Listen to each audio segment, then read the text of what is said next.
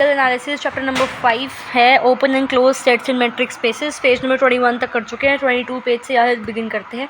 तो अगर आपको एक एक्स मैट्रिक्स स्पेस से रखा है तो हमें दो चीज़ प्रूव करनी है। क्या? पहली तो ये कि कोई भी इंटरसेक्शन करोगे आप क्लोज सेट्स इन एक्स, वो क्लोज रहेगा, और finite union of close sets in x वो क्लोज रहेगा। आपको पता है हम जो है कलेक्शन किस तरह से लिखते हैं, क्लोज सेट्स की एक्स के अंदर कलेक्शन इस तरह से डिनोट करते हैं हम। तो इसका जो इंटरसेक्शन है, इन कलेक्शन का इंटरसेक्शन को हमने एफ मान लिया। हमें ये प्रूफ करना है कि जो ये एफ है ना, ये भी क्या है, क्लोज्ड है। ठीक है, डी मॉर्गन लॉ लगाएंगे। एक्स माइनस एफ करोगे तो एक्स माइनस एफ की वैल्यू ये यूज़ होगी।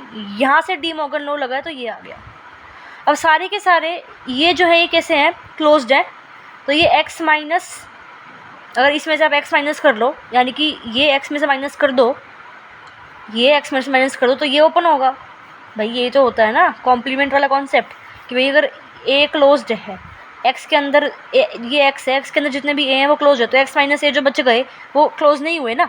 ये चीज़ है कि भाई अगर ये क्लोज है तो एक्स में से अगर इन्हें निकाल दो तो जो बच गए वो कैसे हुए, ओपन हुए। तो arbitrary union of open set is open, ये चीज़ पता ही है। तो एक्स माइनस एफ कैसे हुआ, इनका यूनियन ओपन हुआ।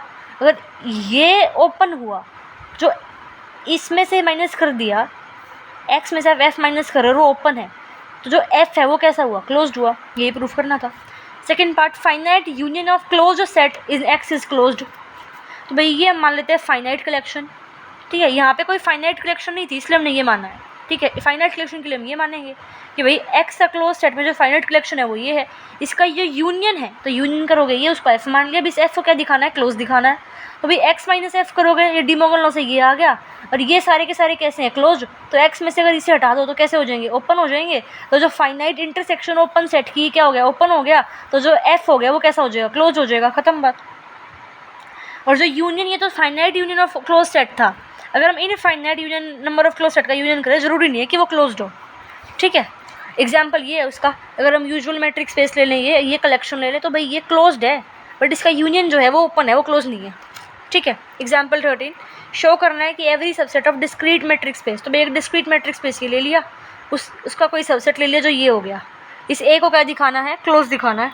तो सिंपल सी बात है, एक डिस्क्रीट मैट्रिक स्पेस का कोई सबसेट है वो ओपन होगा, पहले प्रूफ करके आ चुके हैं। तो उसका जो सबसेट है एक्स माइनस ए का वो ओपन होगा, तो ए क्या हो गया, क्लोज हो गया। अगर एक्स माइनस ए क्या है, ओपन है, तो ए कैसा हो गया, क्लोज हो गया। सिंपल सी बात है। Next theorem, every derived set is a closed set. ठीक है, अब देखो एक मैट्रिक्स स्पेस ये है, इसका सबसेट ए है, ये क्या है, डिराइव्ड सेट हो गया। हमें दिखाना है कि जो डिराइव्ड सेट है ना वो क्लोज्ड है। ठीक है, तो इस डिराइव्ड सेट का एक पॉइंट लिया हमने, क्या, एक्स। हम क्या दिखाएंगे कि भाई जो ये एक्स है ना, ये इस सेट डिराइव्ड सेट के अंदर है।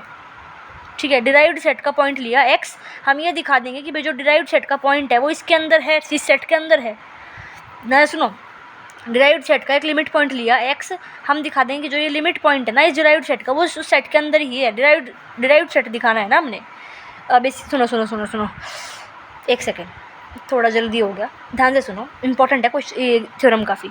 Every derived set is a close set. हर एक डिराइव्ड सेट को हमें क्लोज सेट दिखाना है, सिंपल सी बात है। ठीक है, ये एक मैट्रिक्स स्पेस है, ये उसका सबसेट है, ये डिराइव्ड सेट हो गया। ठीक है, ये क्या हो गया, इस मैट्रिक्स स्पेस का डिराइव्ड सेट हो गया। हमें इस डिराइव्ड सेट को क्या दिखाना है, क्लोज सेट दिखाना है। तो क्लोज सेट की डेफिनेशन हम इसे प्रूफ कर देंगे, सिंपल सी बात है।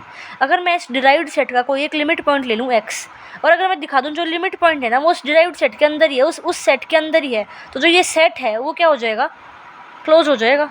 ठीक है, अब for all r greater than 0, अगर मैं एक्स के राउंड एक ओपन स्फीयर बनाऊँ आर रेडियस का, और उसका क्या कर दूँ, इंटरसेक्शन कर दूँ डिराइव्ड सेट के साथ, मैं उसका इंटरसेक्शन कर दूँ डिराइव्ड सेट माइनस एक्स को हटा के, तो वो फाई आएगा। समझ आ रहा है क्या बात हो रही है भाई। एक डिराइव्ड सेट है, उसमें से अगर मैं ये जो एक्स पॉइंट है यानी कि इसका लिमिट पॉइंट है उसको हटा दूँ, और उसका इंटरसेक्शन कर दूँ मैं इसके साथ, ये क्या है, एक ओपन स्फीयर जो मैंने एक्स के राउंड बनाया है। ठीक है, एक्स शेप से बनाया है बेसिकली आर रेडियस का, तो इन दोनों में इंटरसेक्शन क्या होगा, फाई होगा। सिंपल सी बात है, क्योंकि एक्स तो लिमिट पॉइंट है ना इसका। ठीक है, तो अगर मैं ये मान लूँ कि भाई को ये एक ए पॉइंट है जो इसमें बिलोंग करता है, किसके अंदर, इसके अंदर अगर कोई ए पॉइंट बिलोंग करता है, सच दैट जो ये ए है ना वो इस एक्स के बराबर नहीं है, तो ऐसा कुछ लिखा है तो इसका मतलब ए इसके अंदर बिलोंग करेगा। इंटरसेक्शन है तो इसलिए एंड, तो ए इसके अंदर भी बिलोंग करेगा। ठीक है, ठीक है। अब r minus this greater than 0 का मैं r1 मान लेती हूँ। डिस्टेंस सिंपल सी बात है भाई, ये तो कि अगर a और x के बीच में डिस्टेंस है, उसको आप अगर रेडियस में से माइनस करोगे तो ग्रेटर देन 0 तो आएगा ना। इसको मैं मान लेती हूँ r1। तो यहाँ अब ऐसा कुछ लिखा है तो इसका मतलब क्या हो गया कि अगर मैंने एक ओपन स्फीयर ड्रॉ करा है a के अराउंड r1 रेडियस का, वो सबसेट हो जाएगा किसका, इसका, क्योंकि भाई r में से कुछ माइनस कर रही हूँ तो r1 आ रहा है। तो ऑब्वियस सी बात है r जो है वो क्या है, बड़ा है ना। तो अगर r के अराउंड एक ओपन स्फीयर ड्रॉ करा है वो बड़ा होगा, ठीक है। तो समझ में आया, r1 क्या है, छोटा है r से। तो अगर मैं एक ओपन स्फीयर ड्रॉ करूँ a के अराउंड r1 रेडियस का और एक ओपन स्फीयर ड्रॉ करूँ x के अराउंड r रेडियस का, तो ये इसका सबसेट होगा, ठीक है। सब देख सकते हो ये r, ये है x सेंटर के साथ आपने ड्रॉ करा है open sphere, r radius 3D में देखेंगे हम इसे, तो ये SRX है और ये SR1A है, a के अराउंड ड्रॉ कर रहे हो तो, ठीक है। अब मैं इसका एक एलिमेंट मान लेती हूँ भाई y, कि कोई एलिमेंट है इसके अंदर y।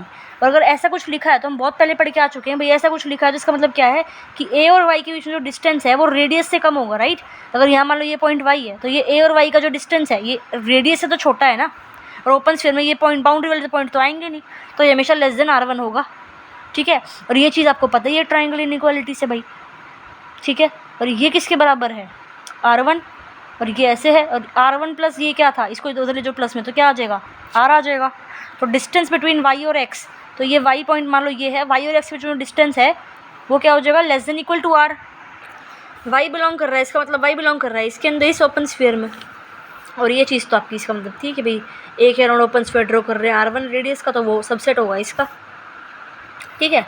और अगर इसका आप क्या कर रहे हो, इंटरसेक्शन इसके साथ, सबसेट एज इट इज़ इसका इंटरसेक्शन इसके साथ, मतलब इस इक्वेशन को इस तरह से लिख रही हूँ मैं, ठीक है।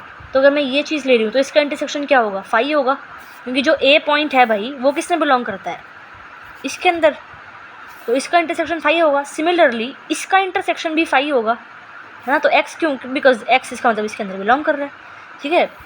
देखो ये चीज़ थी हमारी, बिकॉज ये चीज़ है, ये चीज़ है इसलिए ये चीज़ है, ये चीज़ आ गई, इस चीज़ का मतलब ये है ना, समझ में आ रहा है भाई। देखो यहाँ पे तो अगर आपकी ये चीज़ है, क्यों आ रही है ये, क्योंकि भाई a बिलोंग करता है इसके अंदर, इसलिए हमने ये चीज़ लिख दी। सिंपल सी बात है कि भाई इसका इंटरसेक्शन क्या है, फाई होगा, because a belongs to this. इसका इंटरसेक्शन फाई होगा, और अगर इसका इंटरसेक्शन फाई है इसका मतलब x बिलोंग करता है इसके अंदर। ये तो दिखाना था हमें कि भाई x इसके अंदर दिखाना था, तो ये क्या हो गया, क्लोज हो गया। पिछले कंसेप्ट क्लियर हो गई ना, तो ये समझ में आ गया होगा ये क्या है, कैसे प्रूफ हो गया। a और b सबसेट है अगर इसके, तो a सबसेट है अगर b का, तो ये चीज़ होगी a इंटरसेक्शन b, ये चीज़, ये एज अ रिजल्ट ध्यान रख लेना, सिंपल, भाई प्रूफ वगैरह नहीं आएंगे इसके। फिर अगर ये देखो लो एक कि भाई a सबसेट है मैट्रिक्स स्पेस का, तो ये आपके पास मैट्रिक्स स्पेस है, a इसका सबसेट है, तो हमें प्रूफ करना है कि ये क्लोज्ड है। तो अगर मैं x में से इसको माइनस कर दूँ, उसको ओपन प्रूफ कर दूँ, तो ये अपने आप क्लोज हो जाएगा ना। इसका एक एलिमेंट मान लेती हूँ x, तो अगर x इसमें है तो सिंपल सी बात है भाई x इसके अंदर थोड़ी होगा, ठीक है। x जो है वो एडहेरेंट पॉइंट नहीं है, इसका मतलब a का। तो एक ओपन स्फीयर अगर मैं बनाऊँ x के अराउंड r रेडियस का, तो सिंपल सी बात ये है कि अगर मैं उस ओपन स्फीयर का और इस a का क्या लेऊँ, इंटरसेक्शन लेऊँ, तो वो फाई आएगा। इसके बीच में कुछ भी कॉमन नहीं आएगा, क्योंकि x जो है वो एडहेरेंट पॉइंट a का नहीं है, ठीक है। अब हम क्या प्रूफ करेंगे कि भाई जो ये ओपन स्फीयर है ना, ये सबसेट है इसका, ठीक है। अगर मैं इसके अंदर एक एलिमेंट मानती हूँ y, अगर मैंने y इसका एलिमेंट ले लिया, इसका मतलब y इंटीरियर पॉइंट है इसका, क्योंकि हर एक ओपन स्फीयर एक ओपन सेट होता है ना मैट्रिक्स स्पेस में, सिंपल सी बात है, ठीक है। तो एक ओपन स्फीयर अगर आप ये ड्रॉ करते हो y के अराउंड r1 रेडियस का, तो वो सबसेट होगा इसका, ठीक है।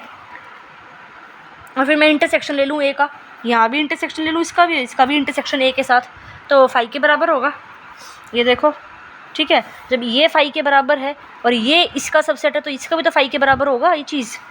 और y इसका मतलब ये है, इसका मतलब y एडहेरेंट पॉइंट a का नहीं है, तो इसका मतलब y is not adherent point of a, इसका मतलब y belongs to x minus this.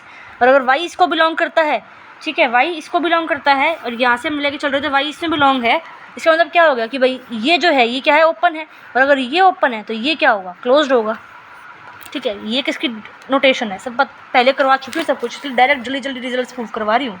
ये थ्योरम और देख लो एक, ठीक है। अगर आपका a एक क्लोज सेट है, तो d ऑफ a क्या है, जरा मुझे बता दो, कमेंट में बता दो, बहुत ही सिंपल है। मैं a का डिराइव्ड सेट, मतलब डेफिनेशन बता दो डिराइव्ड सेट की। अगर a क्लोज है तो डिराइव्ड सेट ऑफ a क्या होगा, सबसेट ऑफ a हो गया। और अगर मैं डिराइव्ड सेट ऑफ a और a का क्या ले लूँ, यूनियन ले लूँ, तो वो a के बराबर होगा, ठीक है। तो वही चीज़ हो गई। Conversely if and only if की बात हुई, अगर ए क्लोज है तो ये चीज़ होगी, प्रूफ कर दी मैंने यहाँ से। अब ये चीज़ हमारे पास गिवन है, तो ये चीज़ गिवन है, इसका मतलब ये चीज़ है कि भाई ए और डिराइव्ड सेट ऑफ ए का यूनियन लोगे तो ए के बराबर आएगा। अब ए को क्लोज दिखाना है, तो भाई डिराइव्ड सेट ऑफ ए जो है सबसेट हो गया ए का, इसका मतलब ए क्लोज हो गया, खत्म। डेफिनेशन यूज़ करिए डायरेक्ट। ये थ्योरम नेक्स्ट वीडियो में देखते हैं, बट छोटी है, इसी में देख लेते हैं, बड़ी है। हाँ, इसको नेक्स्ट वीडियो में देखते हैं। फिर यहाँ से हम देखते हैं नेक्स्ट वीडियो में कितनी थ्योरम रह गई है। थोड़ी ही रह गई है, 2-3 पार्ट में ख़त्म हो जाएगा। चल फिर नेक्स्ट पार्ट में 5.1 कर लेंगे, ठीक है। तो यहाँ से देखते हैं नेक्स्ट वीडियो में।